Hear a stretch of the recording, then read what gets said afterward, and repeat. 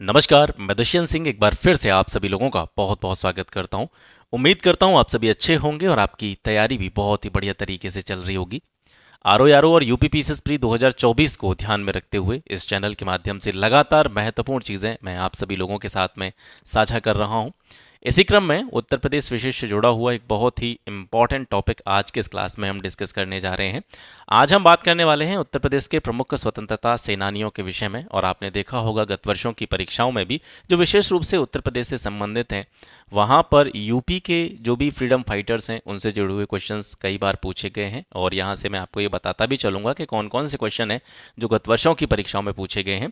उत्तर प्रदेश से जुड़ी हुई ज़्यादातर चीज़ें हम कवर कर चुके हैं। चैनल पर मैंने एक सेपरेट प्लेलिस्ट इस संबंध में बना रखी है, आप वहाँ पर जाकर के उत्तर प्रदेश से जुड़ी हुई जो भी अन्य चीज़ें हैं वो देख सकते हैं। तो चलिए स्टार्ट करते हैं। सबसे पहले हम देखते हैं बख्त खान के बारे में। देखिए, बहुत ज़्यादा थ्योरी की तरफ आपको नहीं जाना है, मैं आपको बता दूंगा एक दो चीज़ें जो इंपॉर्टेंट होती हैं किसी भी व्यक्ति से जुड़ी हुई, उन पर विशेष रूप से आपको फोकस करना है। बख्त खान, सबसे पहले आपको याद रखना है कि बख्त खान का जन्म जो हुआ था वो कहाँ पे हुआ था? बिजनौर में हुआ था।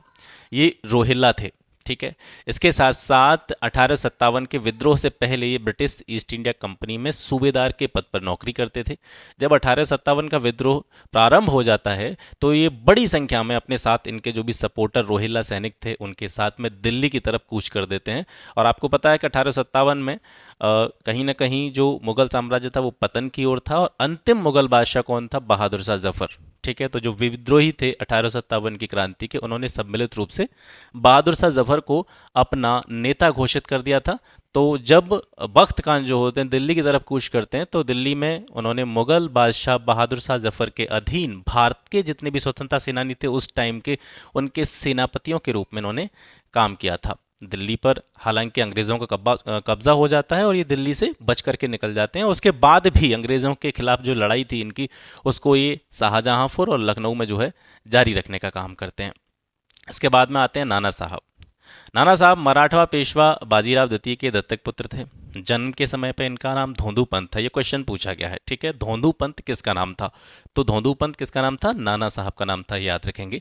1857 के विद्रोह में कानपुर पर अधिकार कर अंग्रेज सेना को आत्मसमर्पण करने के लिए इन्होंने बाध्य कर दिया था। और ये जो सक्सेस इनको मिली थी, इस सफलता के बाद में इनको पेशवा घोषित कर दिया जाता है। इन्होंने खुद को बहादुर शाह जफर के अधीन रखा। मतलब आपको पता ही है कि जितने भी स्वतंत्रता सेनानी थे उन्होंने सम्मिलित रूप से बहादुर शाह जफर को अपना जो है नेता मान लिया था। तो इन्होंने भी बहादुर शाह जफर के अधीन खुद को रखना स्वीकार किया और स्वाधीनता संघर्ष को आगे बढ़ाने का काम किया। हैवलॉक के नेतृत्व में अंग्रेजों द्वारा कानपुर पर पुनः अधिकार कर लेने पर ये नेपाल की ओर जो है पलायन कर जाते हैं। तो यहाँ से दो तीन चीज़ें इंपॉर्टेंट हैं। पहला कि नाना साहब का जो वास्तविक नाम था वो धोंदू पंत था, ठीक है। इन्होंने एक तरह से कह सकते हैं 1857 के क्रांति का जो नेतृत्व था वो कहाँ पर किया था? कानपुर में किया था। और कानपुर पर इनके द्वारा जो एक तरह से नेतृत्व किया जा रहा था उसको दबाने का काम किसने किया था? हैवलॉक ने किया था। और उसके बाद में ये नेपाल चले गए थे। ये दो तीन चीज़ें यहाँ से आपको याद रखनी है। तात्या टोपे मराठा सेनानायक थे। इनका वास्तविक नाम था रामचंद्र पांडुरंग टोपे और ये क्वेश्चन भी पूछा गया है, ठीक है। तात्या टोपे का वास्तविक नाम क्या था? रामचंद्र पांडुरंग टोपे। ये नाना साहब के सहयोगी थे और सेनापति थे। इन्होंने कानपुर में अंग्रेज सेनानायक जनरल विंडहम को पराजित किया था। ये नाम आपको याद रखना है। तात्या टोपे ने कानपुर में किस अंग्रेज सेनानायक को पराजित किया था? तो उसका नाम था जनरल विंडहम। नाना साहब के चले जाने के बाद में इन्होंने रानी लक्ष्मीबाई के साथ मिलकर के ग्वालियर पर अधिकार कर लिया और ग्वालियर के शासक सिंधिया के सामंत मान सिंह की सूचना पर अंग्रेजों ने इनको पकड़ लिया था और 1859 में इनको मृत्युदंड दे दिया था। ये पहले नाना साहब के साथ में काम करते थे। आपने अभी नाना साहब के बारे में पढ़ा था। नाना साहब जो है कानपुर पर जब अंग्रेजों का अधिकार हो जाता है हैवलॉक के नेतृत्व में, तो नाना साहब तो नेपाल चले जाते हैं। इसके बाद में ये किसके सहयोगी के रूप में काम करते हैं? लक्ष्मीबाई के सहयोगी के रूप में काम करते हैं। और ये क्वेश्चन पूछा गया है, इसको आप याद रखेंगे कि तात्या टोपे को किसकी सूचना के आधार पर अंग्रेजों ने पकड़ा था? तो मानसिंह की सूचना के आधार पर पकड़ा था। मानसिंह कौन था? ग्वालियर के शासक सिंधिया का सामंत था। बेगम हजरत महल, ये इंपॉर्टेंट है। मूल रूप से ये फैजाबाद की निवासी थी, ठीक है। मूल रूप से कहाँ की निवासी थी? फैजाबाद, अयोध्या की निवासी थी। बेगम हजरत महल अवध के अंतिम नवाब वाजिद अली शाह की पत्नी थी। ये इंपॉर्टेंट है, याद रखेंगे, ठीक है। ये किसकी पत्नी थी? अवध के नवाब वाजिद अली शाह। और वाजिद अली शाह जो थे ये अवध के अंतिम नवाब थे। इन्होंने 1857 के विद्रोह का अवध में नेतृत्व किया था।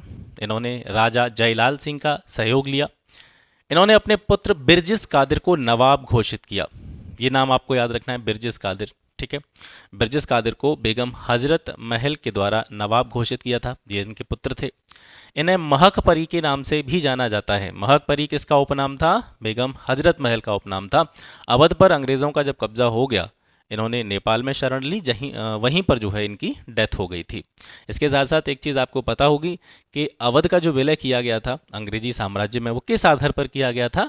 कुशासन का आरोप लगा करके अवध को अंग्रेजी साम्राज्य में मिलाया गया था। और ये कुशासन का आरोप किस रिपोर्ट के तहत लगाया था? जेम्स आउटरम की एक रिपोर्ट थी, उसके आधार पर यह कहा गया कि अवध के जो भी शासक हैं वो अवध की जनता के हित में काम नहीं कर रहे हैं और शासन को, एडमिनिस्ट्रेशन को ठीक तरीके से नहीं चलाया जा रहा है, तो जनता के हितों को ध्यान में रखते हुए हम अवध को ब्रिटिश साम्राज्य में मिला रहे हैं। इस तरीके से वहाँ पर जो है कार्रवाइयाँ हुई थी। इसके बाद में रानी लक्ष्मीबाई, ये झांसी की रानी थी। वास्तविक नाम था इनका मनु। इनको मणिकर्ण भी कहा जाता है। विवाह हुआ था इनका झांसी के राजा गंगाधर राव के साथ में। 1857 के विद्रोह में अंग्रेजों के विरुद्ध झांसी और ग्वालियर में विद्रोहियों का नेतृत्व करने का काम रानी लक्ष्मीबाई के द्वारा किया गया था। इन्होंने झांसी में अंग्रेजों के विरुद्ध लड़ाई में अनुकरणीय वीरता दिखाई। इन्होंने अंग्रेजों के समक्ष समर्पण नहीं किया और इस जगह बदल करके लगातार युद्ध में जो है लीन रही थी। मात्र 31 वर्ष की आयु में ग्वालियर में अंग्रेजों से युद्ध करते हुए रानी लक्ष्मीबाई शहीद हो गई। और यहाँ से जो क्वेश्चन पूछा जाता है वो ये पूछा जाता है कि मतलब झांसी की रानी लक्ष्मीबाई का अंग्रेजों के साथ में जो युद्ध हुआ था उसमें अंग्रेजी सेना का नेतृत्व किसके द्वारा किया गया था? तो वो जनरल ह्यूरोज के द्वारा, ठीक है। इसके अलावा रानी लक्ष्मीबाई की वीरता को देखते हुए ब्रिटिश जनरल ह्यूरोज ने उनके बारे में कहा था कि जितने भी विद्रोही थे झांसी में, उन विद्रोहियों में वह अकेली मर्द थी। मतलब जैसे आपने सुना भी होगा, खूब लड़ी मर्दानी वो तो झांसी वाली रानी थी। तो बिल्कुल वो एक तरह से उस टाइम पर जब महिलाओं को बहुत ज़्यादा प्रायोरिटी नहीं दी जाती थी, उस टाइम पर कह सकते हैं वीर पुरुषों की तरह उन्होंने जो है अंग्रेजों से लोहा लिया था। Mangal Pandey east India company की 34th बंगाल नेटिव इन्फेंट्री में एक सिपाही थे। तो ये पूछा जाता है कि कौन सी इन्फेंट्री में मंगल पांडे जॉब करते थे, मतलब सिपाही थे। तो ये 34वीं बंगाल नेटिव इन्फेंट्री में एक सिपाही थे। इनका जन्म हुआ था बलिया में, बलिया के नगवा नामक स्थान पर। इन्होंने 1857 के विद्रोह के प्रतीक के रूप में जो है अपनी एक पहचान बनाई थी। अंग्रेजों के खिलाफ उठ खड़े हुए और अपनी रेजिमेंट के मेजर ह्यूसन और लेफ्टिनेंट बॉब पर हमला किया। अंग्रेजों ने मंगल पांडे का कोर्ट मार्शल कर दिया। 8 अप्रैल 1857 को उनको फांसी दी गई। मंगल पांडे को फांसी दी जाने वाली जो डेट है ये भी आप याद रखेंगे, पूछी गई है प्रीवियस ईयर क्वेश्चंस में। 8 अप्रैल 1857 को इनको फांसी दी गई थी, ठीक है। और इनकी इन्फेंट्री का नाम आपको याद रखना है। इसके साथ साथ इन्होंने किस पर हमला किया था? मेजर ह्यूसन और लेफ्टिनेंट बॉब पर। और ये जो है कहाँ से संबंधित थे? वैसे मूल रूप से इनका जन्म जो हुआ था वो कहाँ पे हुआ था? बलिया में हुआ था। खान बहादुर खान, ये रुहेलखंड के नवाब हाफिज रहमत खान के पौत्र थे और ईस्ट इंडिया कंपनी शासन में सदर अमीन बोला जाता था, जज जो होते हैं, ठीक है, न्यायाधीश, सदर अमीन के पद से अवकाश प्राप्त पेंशनर थे। 1857 के विद्रोह में इन्होंने बरेली का शासन अपने हाथ में लिया। तो वहां से एक प्रश्न कैसा पूछा जाता है कि बरेली में 1857 के विद्रोह का नेतृत्व किसके द्वारा किया गया था? तो वो खान बहादुर खान के द्वारा किया गया था। लगभग 30,000 अपने सैनिकों के साथ इन्होंने अंग्रेजी सेना का बहादुरी पूर्वक सामना किया, लेकिन पराजित होने के बाद में फिर ये नेपाल भाग गए और वहीं पर शरण ली। नेपाल में कुछ स्थानीय नागरिकों की मदद से इस 82 वर्षीय स्वाधीनता संग्राम सेनानी को अंग्रेजों ने पकड़ लिया और बरेली लाकर कोतवाली के सामने इनको फांसी की सजा दे दी गई। मौलवी लियाकत अली, इनका जन्म हुआ था प्रयागराज में, जिसको उस टाइम पर इलाहाबाद के नाम से जाना जाता था। इलाहाबाद में किस स्थान पर मौलवी लियाकत अली का जन्म हुआ था? महगांव में। इन्होंने 1857 के विद्रोह में प्रयाग में बागी सैनिकों का नेतृत्व कर किले के बड़े भाग पर अधिकार कर लिया। तो प्रयागराज में या तत्कालीन इलाहाबाद में 1857 की क्रांति का नेतृत्व किसके द्वारा किया गया था? मौलवी लियाकत अली। नाम याद रखेंगे। जब इन्होंने इलाहाबाद के किले पर अधिकार कर लिया, इसके बाद में इन्हें प्रयाग का सूबेदार घोषित कर दिया गया। खुसरो बाग को इन्होंने मुख्यालय बनाया और इन्होंने शासन करने का काम जो है खुसरो बाग से ही किया। लेकिन कुछ दिनों बाद कर्नल नील के नेतृत्व में, ये नाम याद रखना है, कर्नल नील के नेतृत्व में अंग्रेजों ने किले पर पुनः अधिकार कर लिया। अंग्रेजों द्वारा प्रयाग पर पुनः अधिकार कर लेने पर मौलवी लियाकत अली वहां से भाग निकले और 14 वर्ष बाद इन्हें मुंबई में पकड़ा जा सका। वर्ष 1873 में इन्हें आजीवन कारावास की सजा सुनाई गई, जिसके बाद काला पानी में ही इनकी मृत्यु हो गई थी। तो दो चीज़ें आपको याद रखनी है यहाँ से कि प्रयागराज में 1857 की क्रांति का नेतृत्व किसने किया, मौलवी लियाकत अली ने किया, और इसके साथ साथ इनके विद्रोह को दबाने का काम किसके द्वारा किया गया था, या किस अंग्रेज सेना नायक के द्वारा किया गया था, तो कर्नल नील के द्वारा इनके विद्रोह को दबाया गया था। मौलवी अहमदुल्ला ने 1857 की क्रांति में अंग्रेजों के विरुद्ध अवध क्षेत्र में विद्रोहियों का नेतृत्व किया। अवध क्षेत्र में लीड कौन कर रहा था, मौलवी अहमदुल्ला कर रहे थे। इन्होंने नाना साहब और खान बहादुर खान के साथ मिलकर अंग्रेजों से लोहा लिया।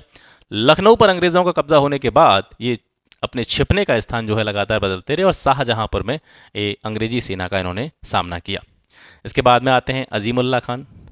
अजीमुल्ला खान का जन्म कानपुर के निकट पटकापुर में हुआ था। इन्होंने तात्या टोपे और लक्ष्मीबाई के साथ में मिलकर के 1857 की क्रांति की रणनीति बनाने में बहुत ही महत्वपूर्ण भूमिका निभाई थी।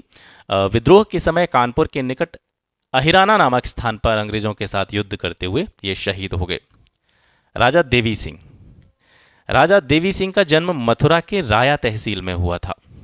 ठीक है, इन्होंने 1857 में अपने समर्थकों के साथ में ब्रज क्षेत्र में विद्रोहियों का नेतृत्व किया। तो ब्रज क्षेत्र में 1857 के जो भी समर्थक थे, क्रांतिकारी थे, उनका नेतृत्व राजा देवी सिंह के द्वारा किया गया था। अंग्रेजों को खदेड़कर उन्होंने राया क्षेत्र के 80 गांवों में अपना शासन स्थापित किया था। इन्हें आधिकारिक रूप से बहादुर शाह जफर द्वारा मथुरा का राजा घोषित किया गया था। ये पूछा गया है क्वेश्चन। ठीक है, बाद में थॉर्नबिल के नेतृत्व में एक बड़ी अंग्रेज सेना ने विद्रोहियों को पराजित कर दिया और इन्हें 15 जून 1858 को एक पेड़ से लटका करके फांसी दे दी गई। ये राजा देवी सिंह जी थे। राजा राव उमराव सिंह भाटी 1857 में अंग्रेजों के खिलाफ इन्होंने लड़ाई लड़ी और ये विशेष रूप से कहाँ से लीड कर रहे थे इस पूरे के पूरे क्रांति को, बुलंदशहर और गौतम बुद्ध नगर में। ठीक है, बुलंदशहर और गौतम बुद्ध नगर में जो भी भारतीय क्रांतिकारी थे उनके महत्वपूर्ण नेता के रूप में राव उमराव सिंह भाटी के द्वारा काम किया गया था। कदम सिंह, इन्होंने 1857 में अंग्रेजों के खिलाफ लड़ाई लड़ी और मेरठ पर नियंत्रण कर लिया। कदम सिंह ने मेरठ पर नियंत्रण कर लिया। इन्हें परीक्षितगढ़ और मेवाना के राजा के तौर पर भी जाना जाता है। झलकारी बाई बहुत इंपॉर्टेंट नाम है।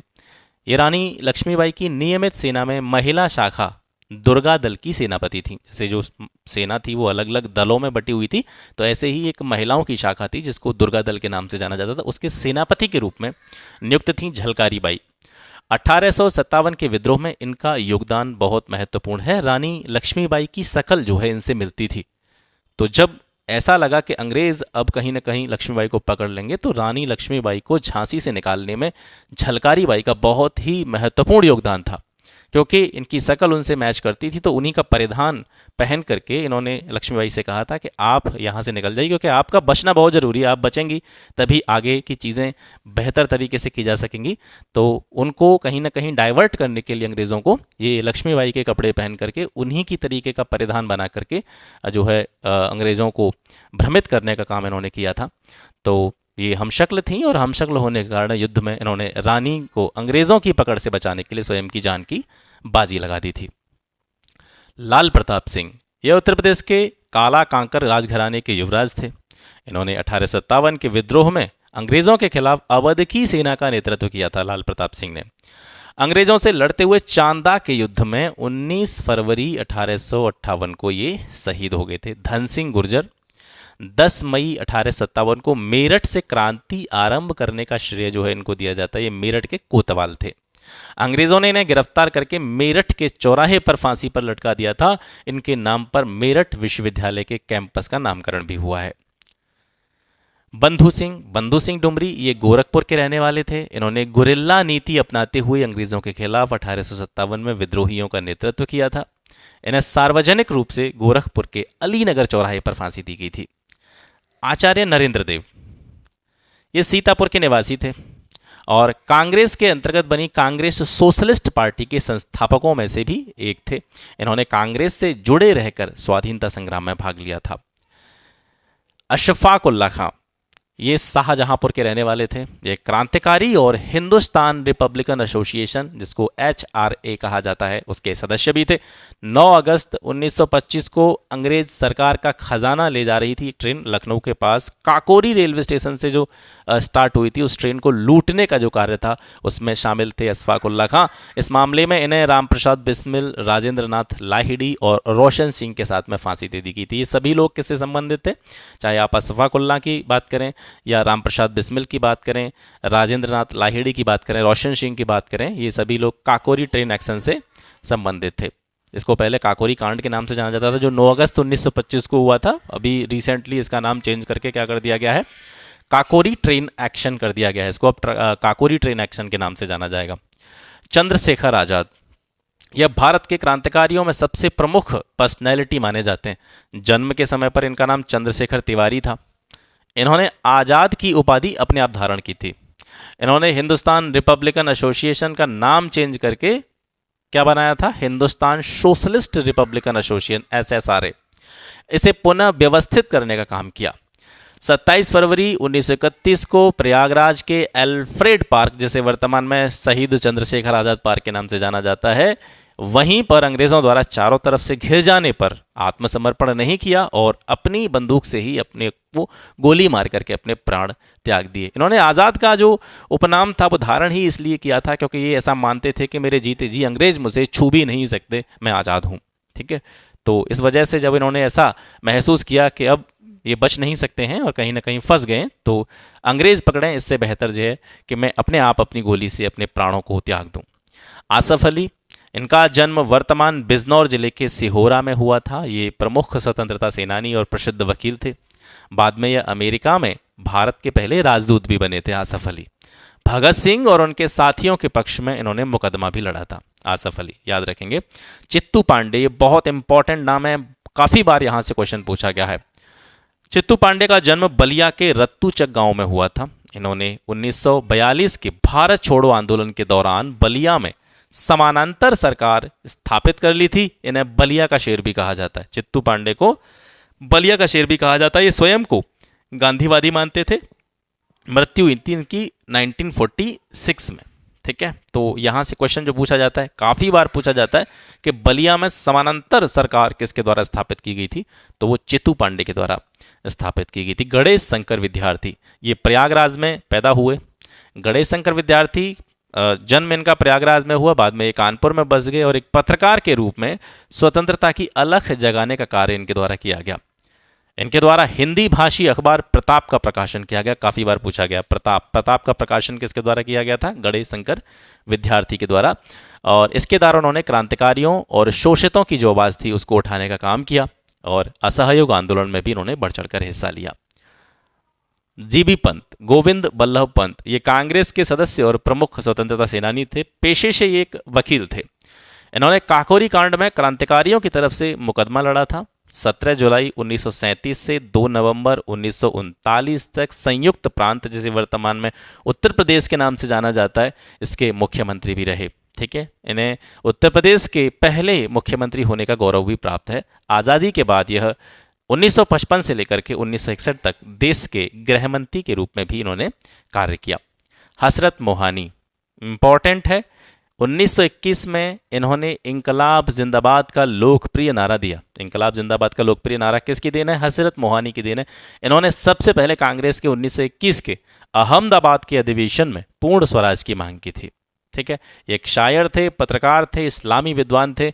इसके साथ साथ जो है ये उत्तर प्रदेश के उन्नाव जिले के अंतर्गत मोहान कस्बे के निवासी थे। महावीर त्यागी एक प्रमुख स्वतंत्रता सेनानी और किसान के नेता थे। इनका जन्म हुआ था मुरादाबाद जिले में। मुरादाबाद जिले में गांव कौन सा था? डभारसी। इन्होंने कांग्रेस के अंतर्गत किसान आंदोलन का नेतृत्व किया। स्वतंत्रता के बाद में सांसद के साथ साथ ये केंद्रीय राजस्व मंत्री और मिनिस्टर फॉर डिफेंस ऑर्गेनाइजेशन के पद पर भी इन्होंने काम किया। मौलाना मोहम्मद अली, ये रामपुर के निवासी थे और खिलाफत आंदोलन के प्रमुख नेता थे। 1923 में कांग्रेस के अध्यक्ष भी बने थे। इन्हें मौलाना मोहम्मद अली जौहर के नाम से भी जाना जाता है और मुस्लिम लीग के संस्थापक सदस्यों में से भी ये एक थे।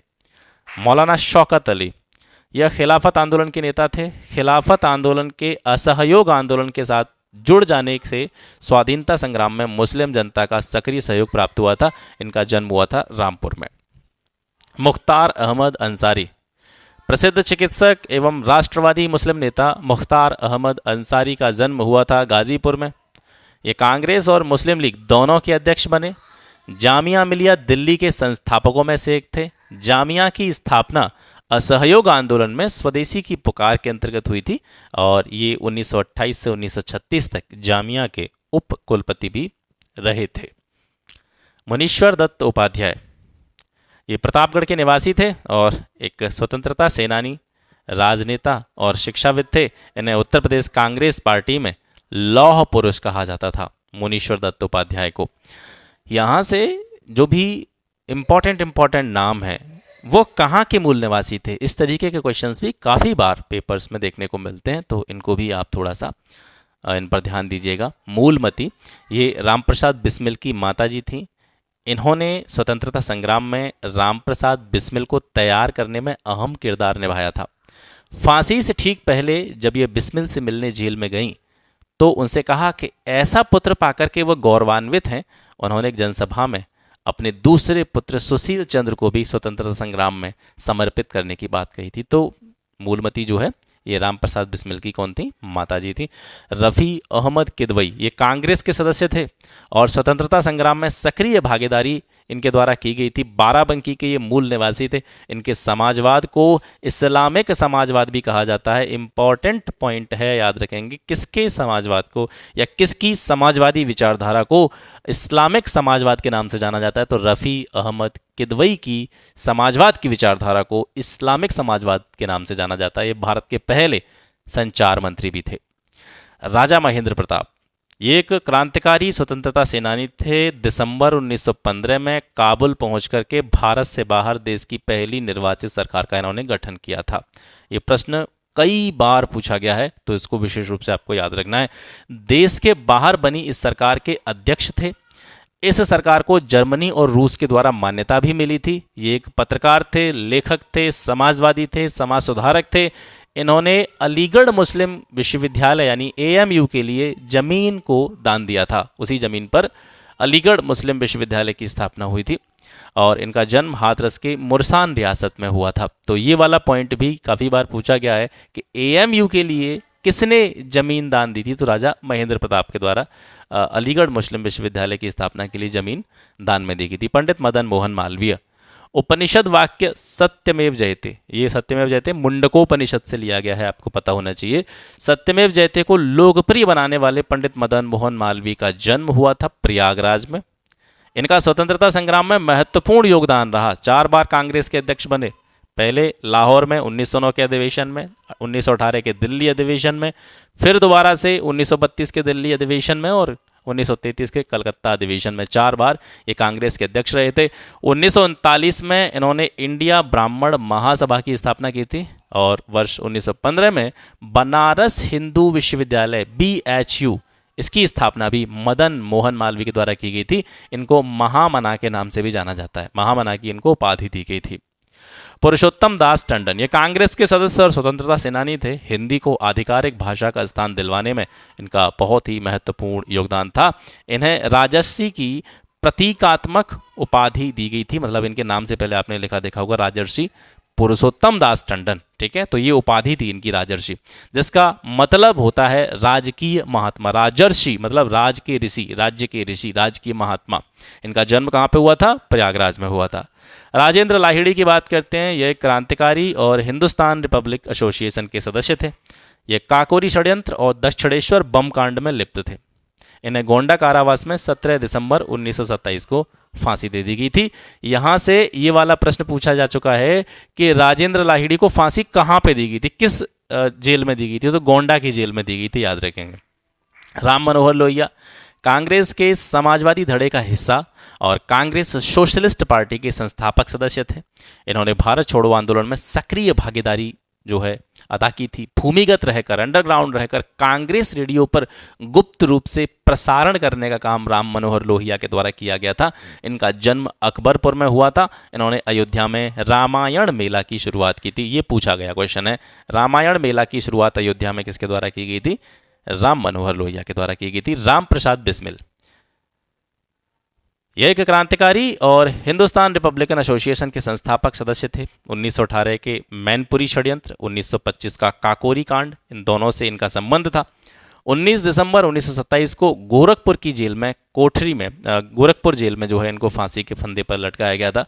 तो अभी जैसे मैं आपको बता रहा था कि ये जो काकोरी ट्रेन एक्शन से जुड़े हुए जितने भी क्रांतिकारी हैं, इनको फांसी कहाँ कहाँ पर दी गई थी, किस किस स्थान पर इनको फांसी की सजा दी गई थी, वे स्थान आपको विशेष रूप से याद रखने हैं। हालांकि इंडियन नेशनल मूवमेंट का पोर्शन मैंने आपको अलग से कंप्लीट कराया है, आपने देखा होगा, तो उसमें मैंने वैसे ही ये सारी चीज़ें कवर करा दी हैं, तो जो है आपको चिंता करने की ज़रूरत नहीं है। लेकिन जो क्वेश्चन स्पेसिफिक किसी जगह से बना है तो उसके बारे में आपको बताना ज़रूरी है कि काकोरी ट्रेन एक्शंस के जितने भी क्रांतिकारी थे उनको फांसी किस किस स्थान पर, किस किस जेल में दी गई थी। काफ़ी बार यहाँ से क्वेश्चन बना है, तो इसको आप याद रखिएगा। हिंदी और उर्दू में राम, अज्ञात और बिस्मिल उपनाम से ये कविताएं लिखा करते थे। इनका जन्म शाहजहांपुर में हुआ था। स्वामी सहजानंद सरस्वती बहुत ही इम्पॉर्टेंट है, उत्तर प्रदेश के गाजीपुर जिले से संबंधित थे। ये एक मार्क्सवादी सुधारक और क्रांतिकारी थे। साधु की तरह जीवन यापन करते थे। आरंभ में मात्र बिहार ही इनका कार्य क्षेत्र रहा था, लेकिन 1936 में ऑल इंडिया किसान सभा की स्थापना जब इन्होंने की थी तो उसके बाद से इन्होंने पूरे भारत में जो है कार्य किया था, पूरे भारत के लोगों को जागृत करने का काम किया था। स्वामी सहजानंद सरस्वती, ये क्वेश्चन पूछा गया है कि ऑल इंडिया किसान सभा की स्थापना किसने की? 1936 में स्वामी सहजानंद सरस्वती, याद रखेंगे। विजय सिंह पथिक, इस क्रांतिकारी का जन्म बुलंदशहर के गुथावली गांव में हुआ था। इनका वास्तविक नाम था भूप सिंह। भूप सिंह किसका वास्तविक नाम था? विजय सिंह पथिक का। इन्हें राष्ट्रीय पथिक के नाम से भी जाना जाता था। तेज बहादुर सप्रू, ये अलीगढ़ में पैदा हुए, एक जाने माने राजनेता और स्वतंत्रता सेनानी थे। कांग्रेस के सदस्य थे, किंतु बाद में लिबरल पार्टी की सदस्यता इनके द्वारा ले ली गई थी। इन्होंने नेहरू रिपोर्ट के निर्माण में सहायता की थी। गांधी इरविन समझौता और पूना समझौते में भी तेज बहादुर सप्रू के द्वारा महत्वपूर्ण भूमिका निभाई गई। इसके अलावा तेज बहादुर सप्रू के द्वारा गोलमेज सम्मेलनों में उदारवादियों का नेतृत्व भी किया गया था। सुचेता कृपलानी, सुचेता कृपलानी ने स्वतंत्रता संग्राम में अहम भूमिका निभाई थी। ये गांधीवादी थी और स्वतंत्रता के बाद में उत्तर प्रदेश की पहली महिला मुख्यमंत्री भी बनी थी। रोशन सिंह शाहजहांपुर के रहने वाले थे और ये एचआरए के सदस्य थे, हिंदुस्तान रिपब्लिकन एसोसिएशन के मेंबर थे। ये बिस्मिल और अन्य क्रांतिकारियों के साथ में काकोरी कांड से भी जुड़े थे।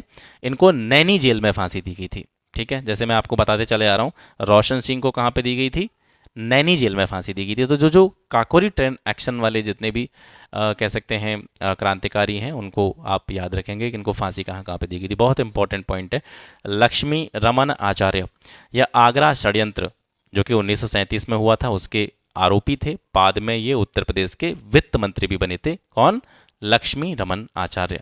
तो ये आज का सेशन होगा जिसमें हमने उत्तर प्रदेश के प्रमुख स्वतंत्रता सेनानियों के विषय में बात की और यहाँ से आपको एक प्रश्न 100% आरओ एआरओ और यूपीपीसीएस में देखने को मिलेगा। तो ये बहुत ज़्यादा क्रिटिकल चीज़ नहीं है और इस तरह की चीज़ें बड़ी आसानी से याद हो जाती हैं। एक दो बार इसको आप देखेंगे, बहुत अच्छी तरीके से आपको ये कवर हो जाएगा। यूपी का मैक्सिमम पोर्शन हम कवर कर चुके हैं। यहाँ से आपको बजट अभी कवर करना है, इसके साथ साथ इकोनॉमिक सर्वे कवर करना है, वो मैं आपको बहुत जल्दी यहाँ से करा दूंगा। और आज ही आपको, जैसा कि मैंने आपको कल बताया था, एक वीडियो के माध्यम से मैंने आपको सूचना दी थी कि यूपीपीसीएस के 30 सालों के पेपर आज से ही स्टार्ट हो रहे हैं। आज शाम को जो है उसका वीडियो अपलोड होगा और वीडियो को देख करके अपना रिव्यू, फीडबैक, रिस्पॉन्स ज़रूर दीजिएगा। जानकारी अच्छी लगे तो इसको अपने मित्रों के साथ में शेयर ज़रूर कीजिएगा। आगे जो भी ज़रूरी चीज़ें होंगी वो आप सभी लोगों के साथ में लगातार साझा की जाती रहेंगी। तो आज के लिए बस इतना ही। मिलते हैं आपसे फिर एक नेक्स्ट वीडियो में एक नए टॉपिक के साथ में। तब तक के लिए नमस्कार, जय हिंद।